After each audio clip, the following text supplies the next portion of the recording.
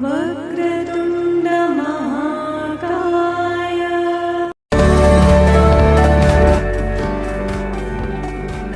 Hello friends, welcome to our channel.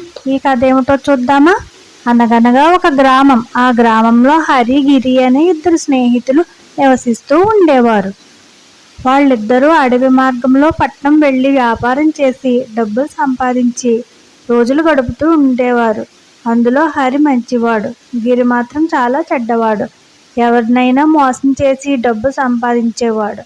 Hari న్యాయంగా ఉండేవాడు, కానీ ఎప్పుడూ కష్టాలే. ఒకరోజు గిరి వాళ్ళ ఇంటికి చుట్టాలు వచ్చారు. అందుకని హరి ఒక్కడే పట్నం వెళ్ళి వస్తుంటే దారిలో పులి అరుపులు వినిపించి భయంతో పరిగెడుతూ దారి తప్పి ఎటో వెళ్ళిపోయాడు. అప్పుడు అర్ధరాత్రి అయ్యింది. ఒక చెట్టు కింద కూర్చుని అటు ఇటు చూస్తున్నాడు. అక్కడే చెట్టు కొమ్మ మీద నుండి ఒక చిలిపి దెయ్యం కిందకు వచ్చింది.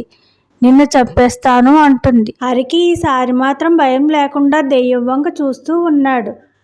నిన్ను చంపేస్తాను అన్నా పట్టించుకోవట్లేదు. నేనంటే లెక్కలేదా, భయం లేదా అని అంటుంది చిలిపి దెయ్యం. హరి ఇలా అంటాడు, నువ్వంటే లెక్కలేక కాదు, భయం లేక కాదు, నీకన్నా కూడా నా ఇంట్లో సమస్యలే ఎక్కువగా ఉన్నాయి. వాటితో పోల్చుకుంటే నిన్ను చూసినా నాకు పెద్దగా భయం అనిపించలేదు. నన్ను చంపడం వల్ల నీకు ఉపయోగం లేదు, ఇంకా పాపమే వస్తుంది. నన్ను చంపేసినా పర్లేదు, ఈ బాధల నుండి విముక్తైనా వస్తుంది అని మొత్తం సమస్యలన్నీ దెయ్యానికి చెప్తాడు. హరి బాధలకి దెయ్యానికి జాలి వేసి, సరే కొంచెం ధనం ఇస్తాను, ఈ చెట్టు మొదట్లో ఎన్నో మణిమాణిక్యాలు ఉన్నాయి అని కొన్ని తెచ్చి ఇచ్చి ఇంటి దగ్గరే ఉండి ఏదైనా చేసుకో, ఈ వ్యాపారం మానే అని, ఇంకెప్పుడు ఈ పక్కకు రాకు అని జాగ్రత్త చెప్పి పంపించేస్తుంది. ఇది చెప్పినట్లు వినకపోతే చంపేస్తుందేమో అని అక్కడి నుండి వెళ్ళిపోయాడు.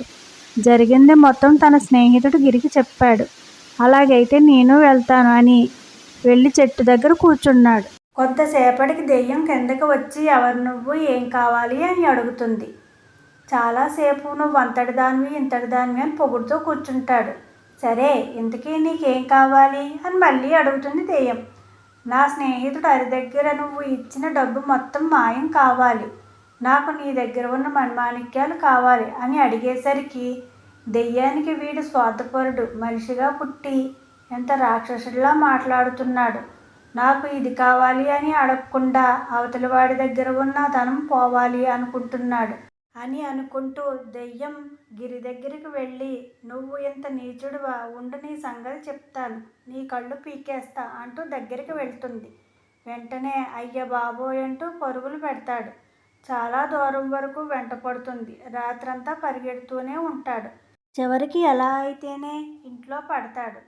హరి చూడటానికి వస్తాడు. జరిగింది మొత్తం చెప్పి క్షమాపణ అడిగి కాళ్ళ మీద పడతాడు గిరి. నీ దగ్గర ఇంత దుర్బుద్ధి ఉందా అని ఆశ్చర్యపడుతూ చూస్తూ ఉంటాడు. అందుకే ఎవరికైనా కీడు చేస్తే మనకే హాని తప్పదు. సరే కోలుకున్నాక నా దగ్గరికి రా, కొంత డబ్బు ఇస్తాను, ఇంటి దగ్గరే ఏదైనా వ్యాపారం చెయ్యి అని చెప్తాడు. ఇద్దరూ వ్యాపారం చేసి సొంత ఇల్లు కట్టుకుని పెళ్ళిళ్ళు చేసుకుని సంతోషంగా జీవిస్తారు. నీతి, ఎవరికైనా అన్యాయం చేయాలని చూస్తే మనమే దరిద్రంతో అనేక కష్టములు అనుభవించాలి. మంచి బుద్ధితో కష్టపడితే ఎవరికైనా నచ్చుతాం. చివరికి రాక్షసుని కూడా మెప్పించవచ్చు. అప్పుడే గెలవగలం కూడా. Okay friends, bye. Please like, share and subscribe friends, and don't forget to on the bell icon.